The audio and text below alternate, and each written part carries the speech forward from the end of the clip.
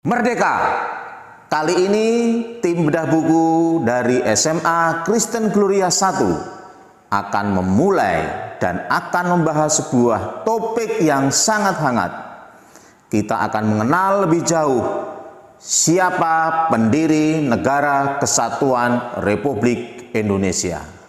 Betul, kita semua pasti tahu siapa pendiri Negara Kesatuan Republik Indonesia, yaitu Bung Karno. Langsung saja kita melihat dan mendengarkan pemaparan dari Bu Erna tentang jejak langkah Bung Karno di dalam buku Paradoks Revolusi Indonesia. Merdeka!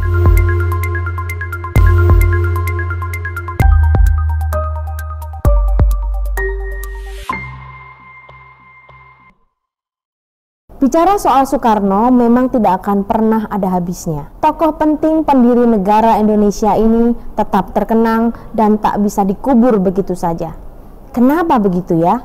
Itu karena Soekarno tak pernah berhenti menjadi ikon revolusi nasional Indonesia yang paling menonjol tentunya. Nah, buku Soekarno Paradoks Revolusi Indonesia ini sebenarnya adalah beberapa tulisan tentang Soekarno di majalah Tempo dalam beberapa rentang waktu yang dikumpulkan dan dibukukan. Diterbitkan pertama oleh KPG pada tahun 2010 dan terakhir yaitu cetakan ke-10 pada tahun 2022. Menariknya buku ini mengupas seberapa paradoks seorang Soekarno dalam hidupnya di tengah gejolak revolusi Indonesia.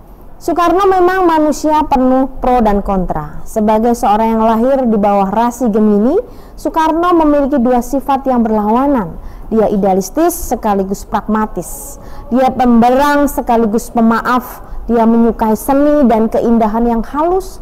Di balik penampilan yang sangat percaya diri, langkahnya yang tegap, suaranya yang mengguntur, dan ekspresi kata-katanya yang kasar, Soekarno adalah pribadi yang rapuh.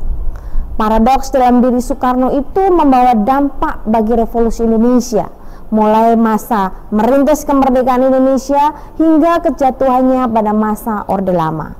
Tujuan Soekarno selalu baik, tapi langkah-langkah yang diambilnya sering menjatuhkannya dari tujuan itu. Buku ini juga bercerita bagaimana Soekarno seorang pecinta seni.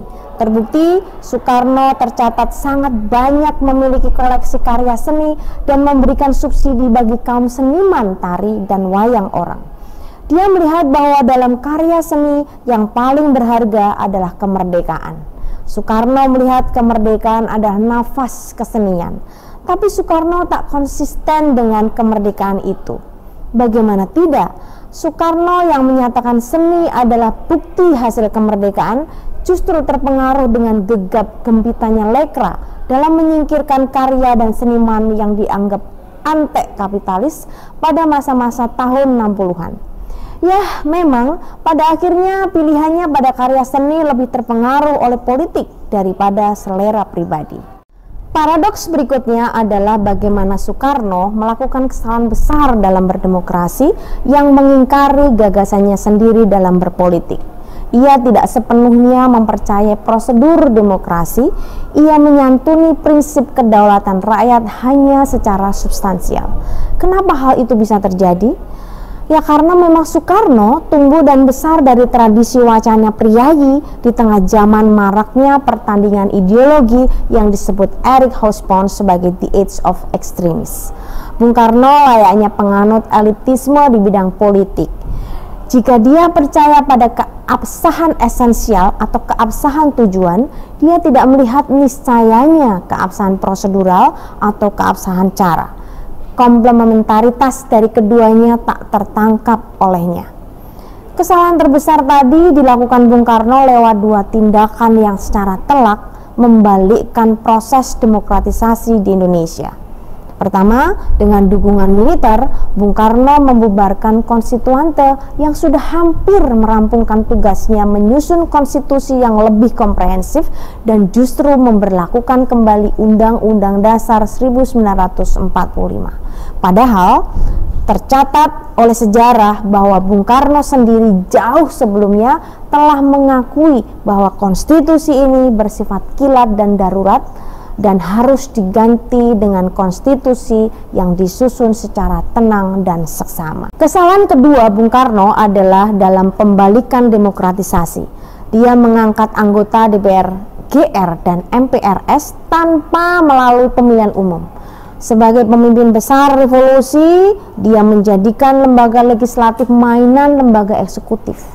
Dia juga membuat lembaga yudikatif tak bergigi, dimainkan oleh lembaga yang sama. Terobsesi oleh dinamika revolusi, Bung Karno mengebiri permusyawaratan perwakilan itu sendiri.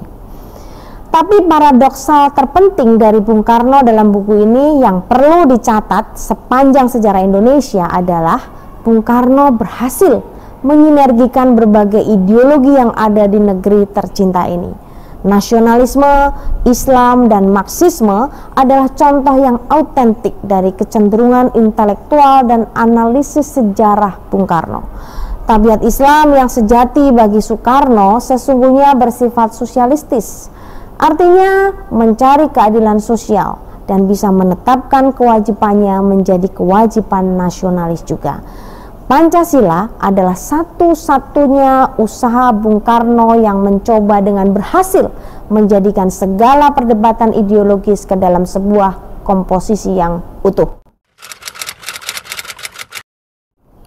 Cita-cita terbesar Bung Karno bagi Indonesia itu ada di masa ketika di awal dia membuat sebuah cita-cita, mencoba merintis kemerdekaan sampai dengan Bung Karno wafat. Sebenarnya tidak ada ujungnya untuk Indonesia, adalah bagaimana Soekarno ingin Indonesia itu adalah tetap satu.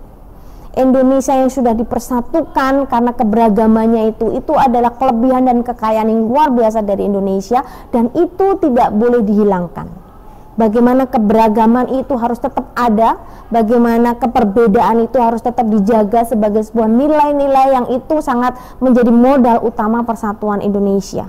Dengan persatuan Indonesia itulah Soekarno menganggap bahwa Indonesia ini akan tetap bisa maju, tetap terus bisa berkembang sampai menuju cita-cita seperti yang dituangkan dalam pembukaan Undang-Undang Dasar 45. Itu poin penting bagaimana Soekarno menekankan perlunya kita tetap menjaga identitas keindonesiaan kita yang sudah dibuat dalam nilai-nilai Pancasila, dan itu sudah menjadi dasar dari negeri kita, menjadi dasar dan pandangan hidup kita, dan itu harus menjadi terus menjadi panduan bangsa Indonesia secara menyeluruh untuk tetap menyatukan Indonesia.